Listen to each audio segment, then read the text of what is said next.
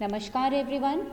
I, C. Priya Jain, Assistant Professor at IIS deemed to be University Jaipur, welcome you all. In the last series, we were discussing about the composition scheme. Let's continue with the part 2. The part 2 is covering the various questions and the various queries which usually comes in the mind of a taxpayer. Now, how can a taxpayer opt for composition scheme? For opting the composition scheme, a taxpayer has to file GST CMP02. CMP02 is the form number with the government. This could be done online by logging into the GST portal. Remember, if you want to opt the composition scheme, then you are required to intimate at the beginning of every financial year. It cannot be done anytime during the year. So once the year has started, you cannot opt this scheme. Now, how will the bill be raised? The dealer cannot prepare a tax invoice. In spite, he is required to issue a bill of supply.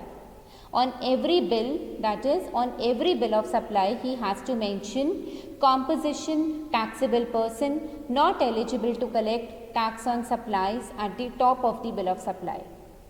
As you cannot charge tax from the customer, so it has to be mentioned on every bill. And the composition dealer has to pay taxes out of their own pockets. Is liability to pay taxes under the reverse charge mechanism is covered under the composition scheme? So, if a person has opted composition scheme, then the benefit of reverse charge will not be applicable. You are required to pay taxes under the reverse charge mechanism. No input tax credit will be available.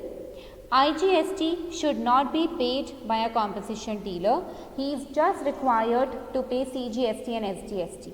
So, on a composition dealer, IGST rule does not apply. He always falls under the purview of CGST and SGST. Now, can a dealer charge less amount, that is less selling price? Of course, yes. He cannot charge GST on their sales, so the end consumer is always at an advantage when they purchases from a composition dealer. They are required to pay less money than usual. Now, what about the records? If we talk about a normal dealer, then there are huge number of records which they have to maintain, as the return is to be filed on monthly basis.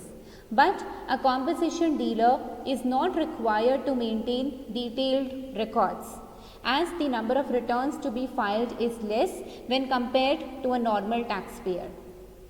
So, if you opt from a composition scheme during the mid-year, then what will happen?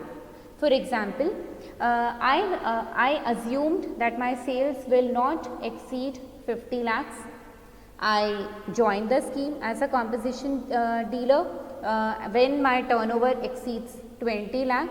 But once it crosses 1.5 crore, then a question arises, now what will happen? So, at that point of time, you have to opt out from the scheme.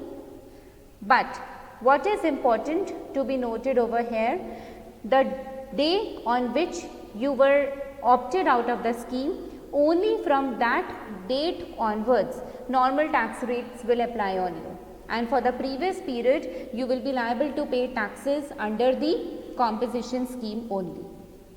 So, these were the major questions and the queries which a student faces when they are reading the composition scenario. Now, what are the benefits of this composition scheme? We have already understood. Just a quick summary and a recap. Minimum compliances of GST rules and regulations. Next, no need to maintain number of records. Next, the tax rate is very low. It's just 1%, 2%, and in the optional composition scheme, it's just 6%. And there is a high liquidity, because when you are paying taxes at the rate of 20% or 28%, huge amount of your money is being blocked But when you are paying taxes at the rate of 1% or 2% or 6%, a very less amount of your is blocked with the government. But there are certain demerits of composition scheme also. Like we are already aware that you cannot take the advantage of input tax credit. Secondly, you cannot supply out of a state. That is, interstate purchases and sales are not allowed. You can purchase, you can purchase but you cannot sell. Next, prohibited from charging GST. You cannot collect taxes from the customer. So, the input tax is not available, you cannot charge output tax also, and you cannot sell to other states also. So, this is just a sample where I want to show you how a bill of supply looks like. If you could see exactly, then could you see in the amount column over here? Here no bifurcation of taxes in respect of CGST and SGST is being shown over here. So, this is the major difference in this section, this part which I am circling around. This is the point, this is the changes between a normal tax invoice and a bill of supply. In my next lecture, I will be showing you how a normal tax invoice look like and what is the difference between a normal tax invoice and a bill of supply. So, by this we come to an end to the composition scheme. Thank you so much.